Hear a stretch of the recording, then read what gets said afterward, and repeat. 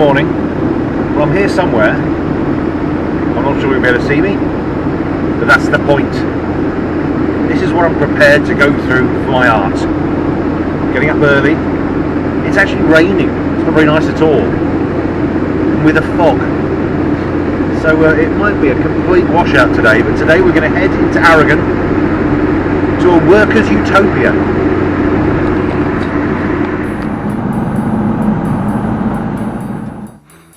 We're in Aragon.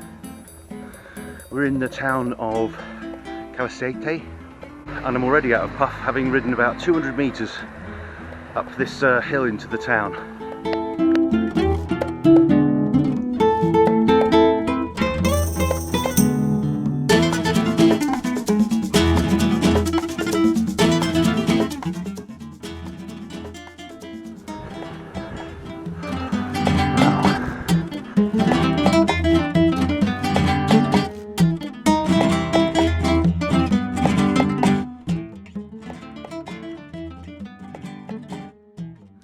That's something, isn't it?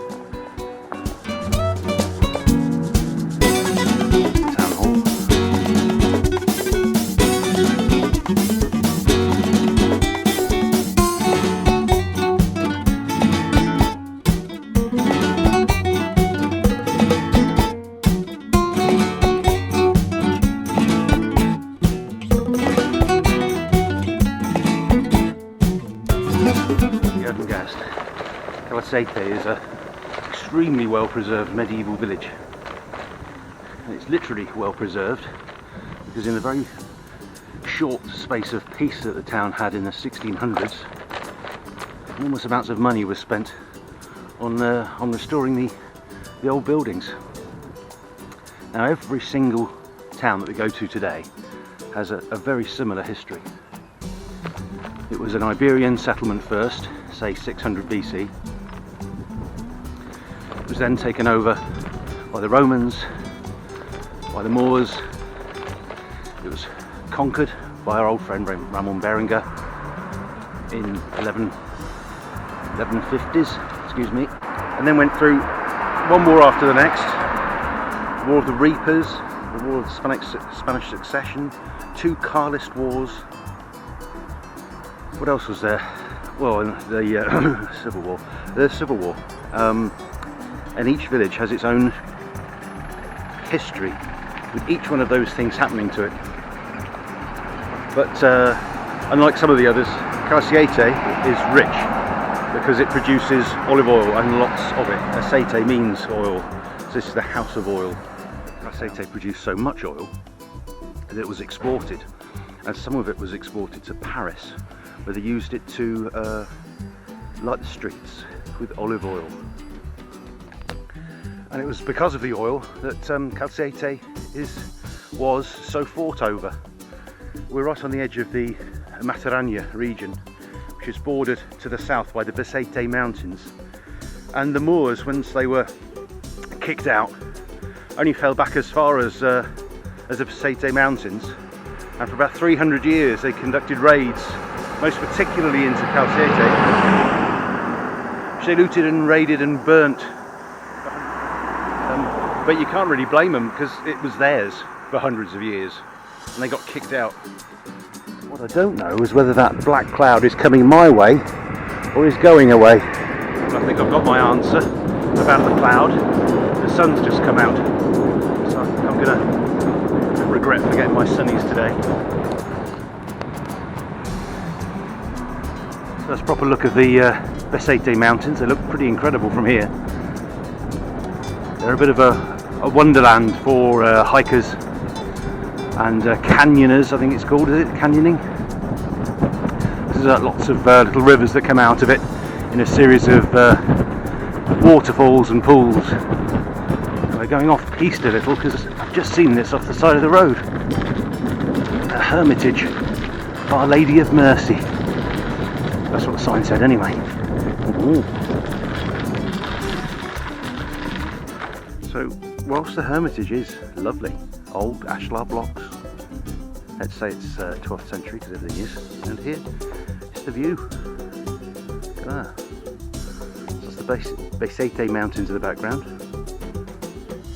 Just there in the foreground is Valderobres, which is where we're heading after we've gone to Cretas, which is our next village. Now where's that? It should be there somewhere. That's where we're going.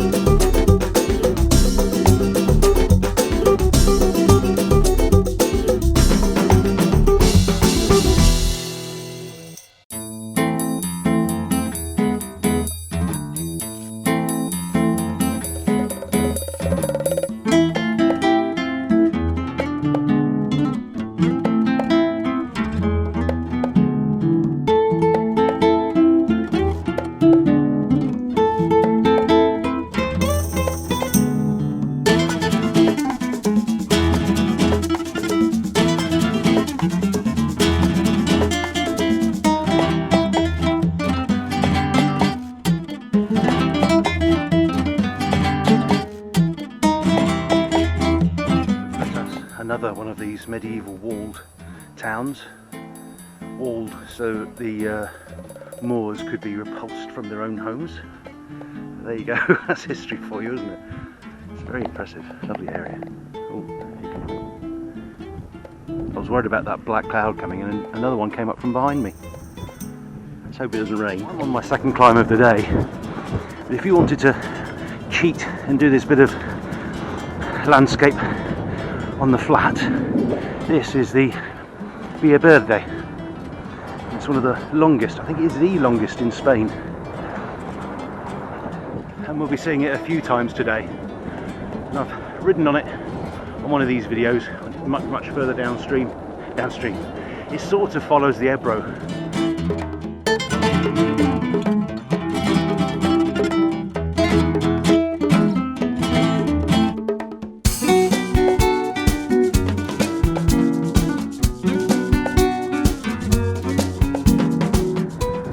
Next stop is the medieval town of Valderobres. It's a walled city because the Moors used to. Oh yeah, we've done that. Anyway, that's the old town. There's the new town.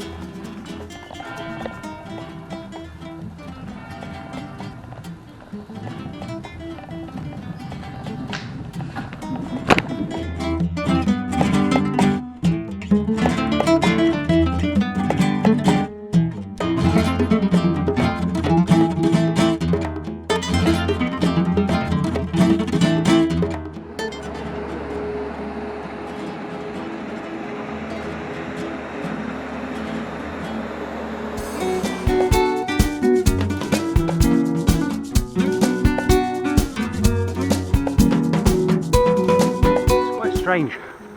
I'm on the third hill of 7 today, but according to the mileometer, I suppose. I'm about 3/4 of the way round, which means I've got another 4 climbs in the last little bit, and I'm a little bit behind.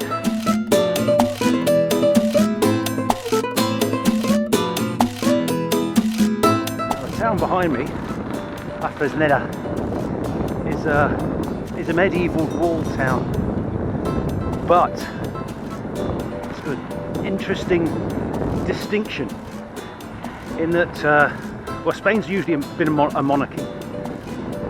It's been a republic twice. The first time it was a republic, the town behind me declared autonomy from the republic, from the monarchy, from everything except themselves, and they established a little isolated anarchist enclave, and it worked for a few years before the next dictator came along and stomped on them. But they had their own governance, and they even had their own currency, La Fresneda.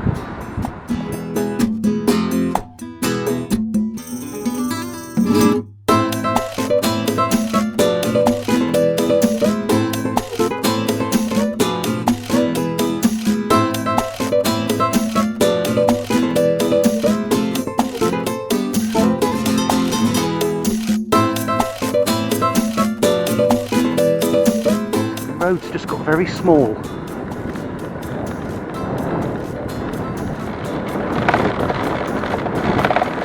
Very bumpy.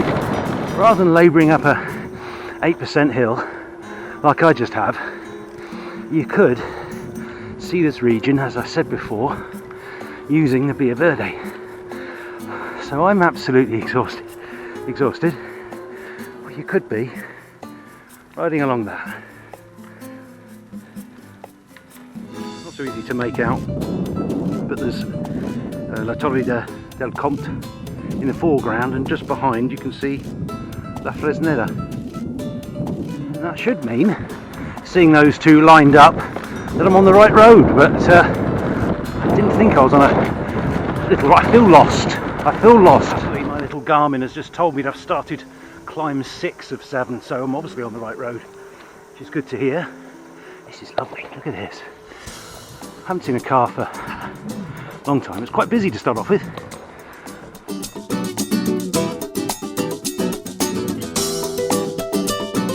It smells of straw.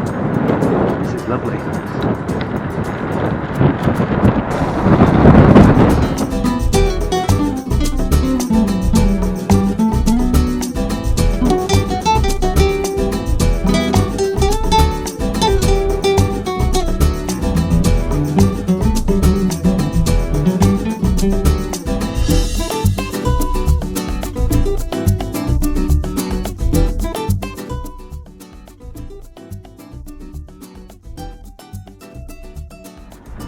Making the most of this empty road before I rejoin the main road.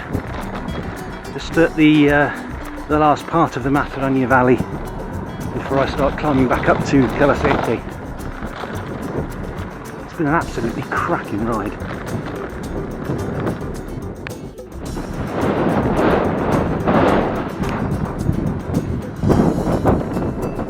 I'm actually going in the wrong direction now, but I saw this bridge and I thought I must go over it. Do is we'll come back on the main road and see if we can see this bridge.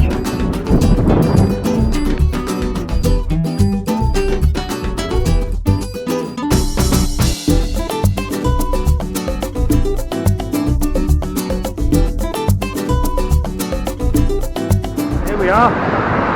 That's it. Thanks for watching.